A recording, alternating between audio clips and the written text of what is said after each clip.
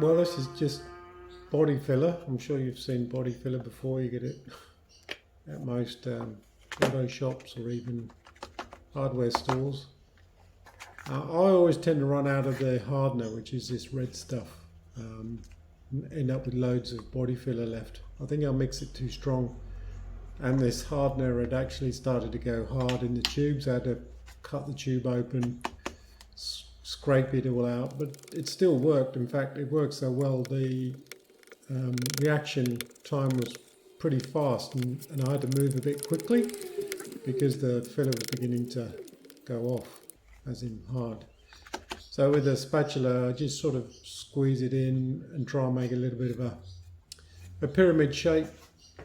So it's a bit high in the middle, and I'm just getting the profile fairly close to what we need.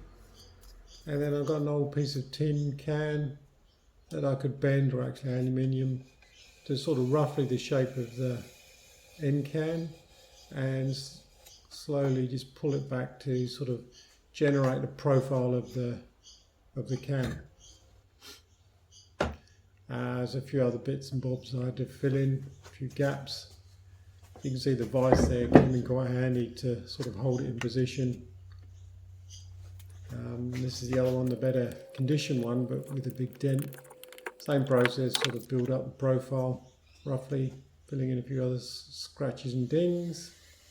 Get the piece of metal again and repeat the process. Pretty straightforward. And of course, remember to clean up. I always mix up on a piece of cardboard, like a cereal packet, and then you can just chuck the whole thing away in the bin and just clean up the old spatula, and that can be reused again.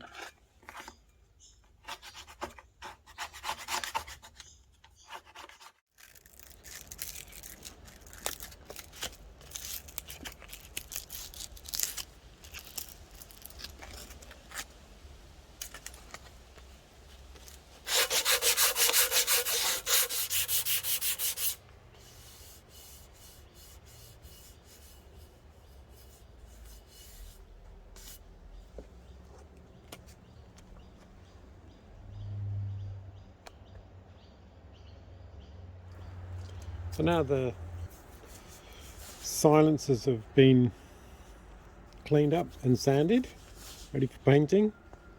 I might as well clean up these exhaust pipes, get rid of the rust. Maybe even take the paintwork off because it's so old. It's probably we're not going to get adhesion. So I'll already clean this bit up here. It's coming up quite nice. You can see down here the rust. It's quite pitted. Very pitted actually at the top here, but that's okay. It's pretty old. It's a bit of patina, but we've got to get all the rust out of all the divots as much as we can, so the paint sticks. Just got to clean off the old gasket. Yeah, so it's just a boring but semi-satisfying job. Take all the rust and paint off, and then we'll put on some rust converter and spray them.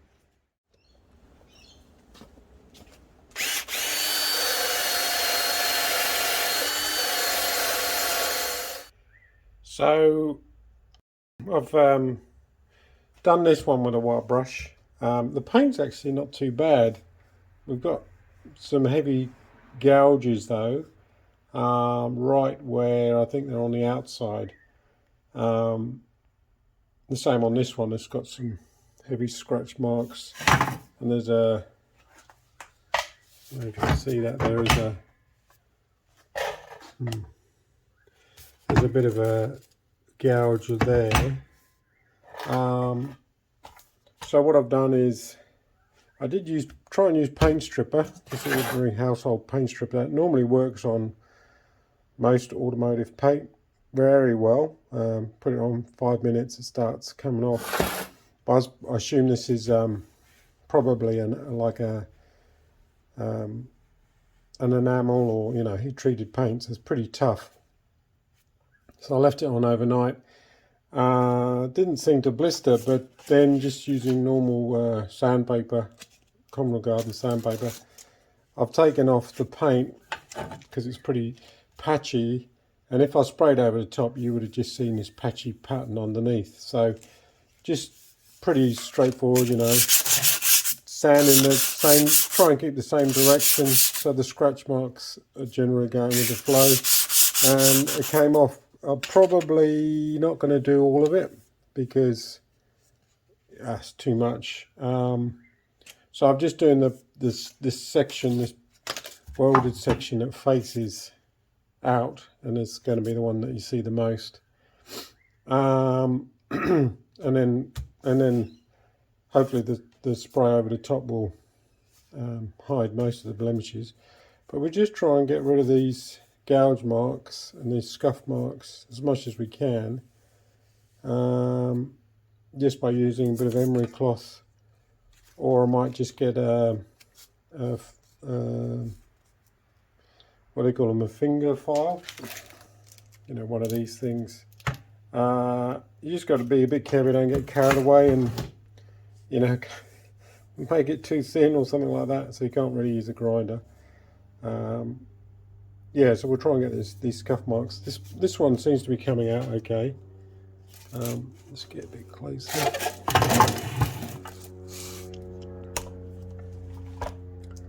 Yeah, that light's just on the, there you go. You can see there's like a gouge mark that came down there, and we'll try and get rid of that one. Maybe if I turn the light off, that's better. You can sort of see what's happening. I mean, we're not going for, you know, panel perfect here. We're just trying to get rid of the obvious signs that it's been dropped.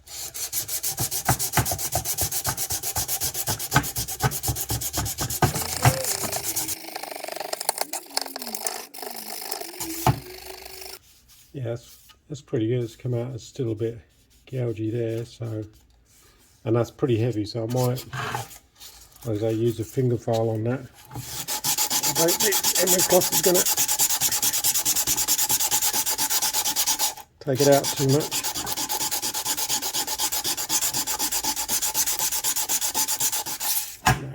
So we'll just plug them in.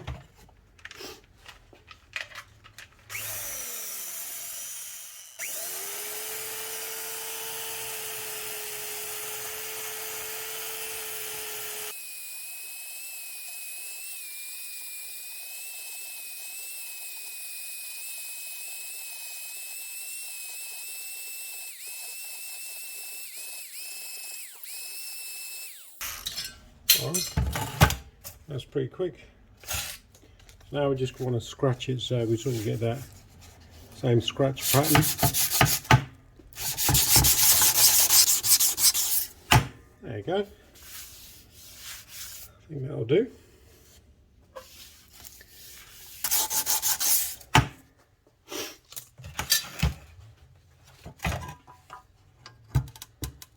That's most of the dings and scratches out. The paint we'll put on is pretty heavy, so I mean, we're not, you can see here these are the spot welds, so to be honest, leave them in because it gives it that original feel to it, I suppose. But at least we've sort of got that big gouge out, which is good in the patchy paint. A little bit just here.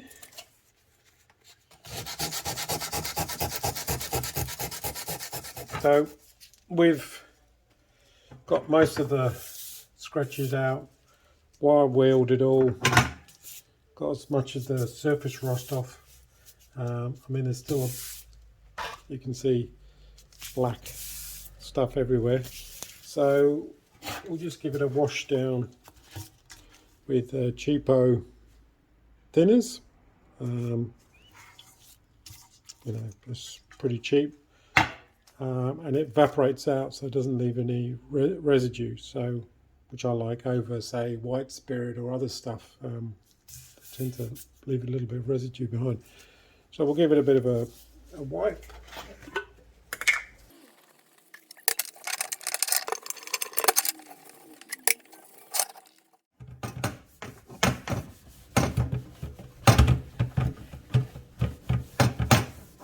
Okay, I'll do. So what we'll do now is to give the paint a fighting chance, like we did with the silencers. You can see it's quite pitted, but we've managed to get it back fairly well. It's probably full of rust, so we'll do our rust converter, liberally paint it on, leave it for half an hour, 30 minutes, and then wipe it off again, get the residue off, and hopefully it will convert the rust into like an inert compound. So just whack it on, get it in all the nooks and crannies.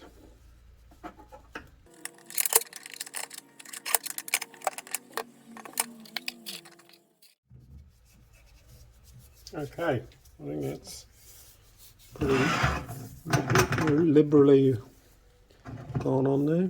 So you can see it's brought out some of the rust. You can see light on,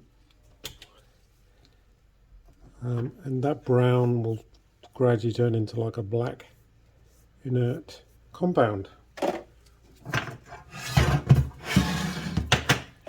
Don't leave it on for too long. It says 20, I think 15 to 30 minutes max, because if you leave it on too long it just dries out into like a sticky residue. In fact, it actually says wash it off with water, but I don't know. I'm probably not going to spray this for a couple of days, so I don't really want to put water back on and then you get surface rust come back. The thinner is good enough to wipe it off and get rid of any residue. So you can see it's quite a runny liquid. It's not oily. Yeah, it does its job. I think if you're spraying anything that's back to metal, always put it on. So that's that. We'll just wipe off the excess. Alright, so I'll leave that for 30 minutes. While I was wire brushing this all out, look what we found, the missing part that had broken off. How it got down inside, because there should have been a baffle. It must have been rattling around for ages and managed to get in there and down in here somewhere. Took a while for it to come out actually, so probably it was, I don't know, either blocking or restricting the gas flow. So anyway, at least we found it. So now that's been 30 minutes, so we can now just give this a wash over with the enamel, clean off all the residue. Still a bit wet, but it seems to have done its job. Everything is sort of turned black, all the pit marks, you can see it's sort of gone a black instead of an orange brown. Yeah, so I think that's good enough to be sprayed next.